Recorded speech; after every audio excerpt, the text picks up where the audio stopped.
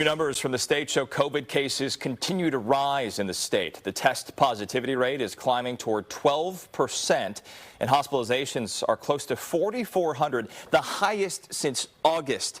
Health officials continue to urge people to get the latest COVID booster along with the flu vaccine, saying they expect to see a new surge after holiday gatherings. Hospital space for children is filling up in the Bay Area. 61% of inpatient beds and 85% of ICU beds at UCSF Benioff Children's Hospital in Oakland are full.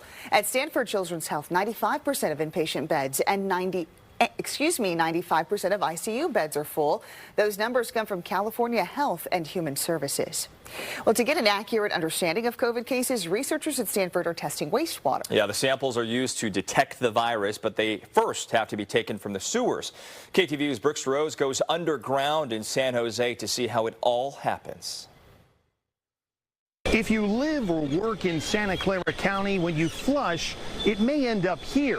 But that's just the beginning of collecting and testing waste to see what viruses are spreading in the community. At the San Jose Santa Clara Regional Wastewater Facility, the real work doesn't just happen on the surface. Look what we found down these stairs.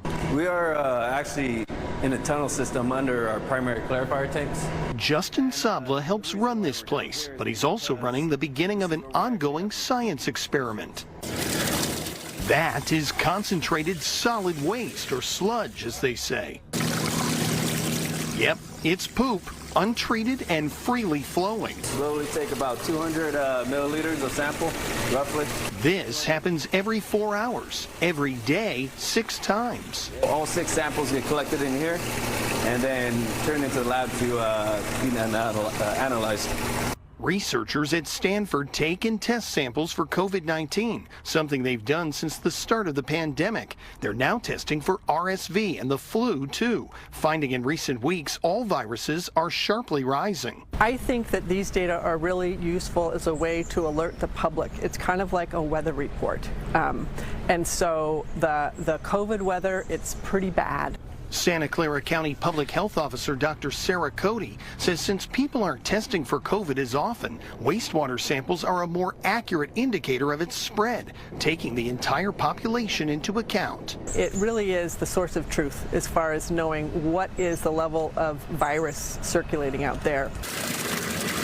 The Sewer Coronavirus Alert Network, or SCAN, shows all 4 county sewer sheds have high levels of the virus. Despite a slight drop this week, there's still cause for concern. Right now, the levels of virus in the sewer sheds is approaching or exceeding what we saw at the height of Omicron. Cody recommends getting a COVID booster, a flu shot, masking up indoors, and testing before gathering, especially with the upcoming holidays.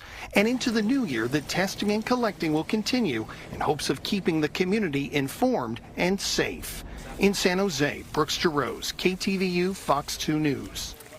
In the East Bay, Alameda County has reinstated mask mandates in certain settings because of the increased spread of the virus. Those settings include all healthcare settings, long-term care settings, adult and senior care facilities, homeless and emergency shelters, as well as cooling and warming centers, as well as correctional facilities and detention centers.